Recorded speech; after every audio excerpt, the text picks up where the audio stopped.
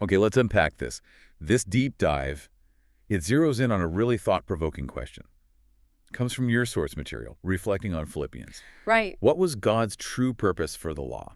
And straight away, your source challenges a really common idea here. Yeah. It suggests God didn't primarily give the law just to, rule over people or create some kind of rigid, binding rule book. Like a checklist for earning salvation or feeling religiously good about yourself. Exactly. Not for religious self-satisfaction. That's not the core idea presented. Okay, so here's where it gets really interesting then. The argument, as I understand it, is that the law was actually given more as a guide. Mm-hmm. A guide for living in relationship with God. So meant to offer true freedom, real life as his children, not just a pile of obligations. Yes, presented as a path to life rather than a way you earn that life. And that makes the contrast really stark, doesn't it, with what the source calls the trap of legalism. Absolutely. Think about Paul in Philippians 3. He's really fighting against groups like the circumcision party. Ah, right. Those pushing people back towards thinking strict rule following, like circumcision, was the path to righteousness. Exactly. Yeah. But legalism, according to your source, isn't just about one specific rule like that. Okay, so it's broader. Much broader. It's basically any religious practice that kind of shifts the focus away from God's actual intention from that relationship. And puts it onto human effort. Yeah. Or just the external actions themselves. Precisely. And what's fascinating, or maybe a bit scary, is how easily even things that seem super devout can fall into this trap. Like what?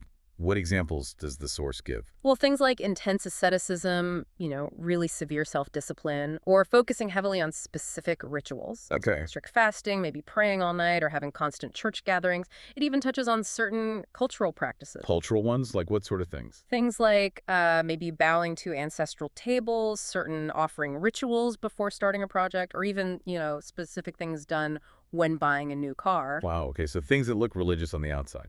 Totally.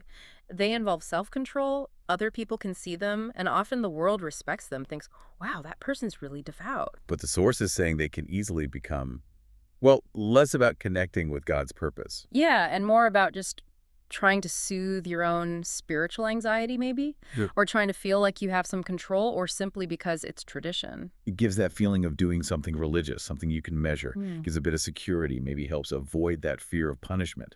Could be. But as the source points out, if God's original purpose for the law was about life and peace for his people, in covenant with him, it references Malachi 2.5 here. Then these kinds of empty rituals, they just completely miss the point. Totally miss the point. And that example from Isaiah 1, wow, that really hits hard. It really does. Verses 12 to 17, right? God looks at all their religious activities, the offerings, the festivals, the Sabbaths, the assemblies. And basically says what? I hate them. Yeah. They're an abomination. Strong words. And why? Because their hands are, quote, full of blood. They weren't seeking justice, not helping the oppressed. So he's rejecting the ritual because the heart and the actual life lived weren't lined up with his real purpose, his righteousness. Exactly. It shows God isn't impressed by religious performance if it's detached from living according to his actual will. And the source emphasizes something interesting here.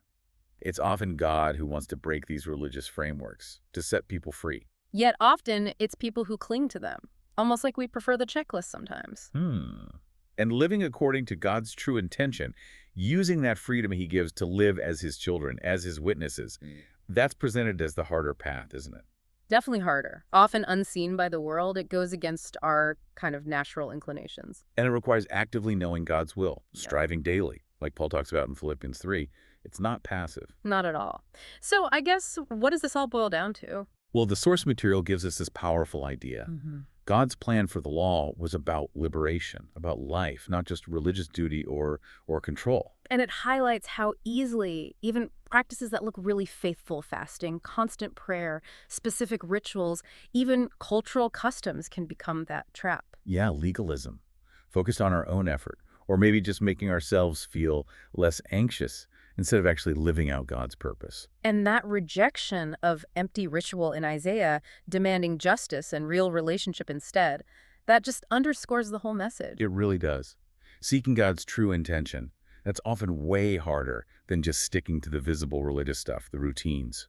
Which brings up a pretty pointed question for all of us, really, for you listening. Where in your own life, maybe? Yeah. Where might you be drawn to that easier path? The path of just routine or rule following? Instead of, grappling with the deeper intention, the relationship, the life that's described in the source material. Something to think about.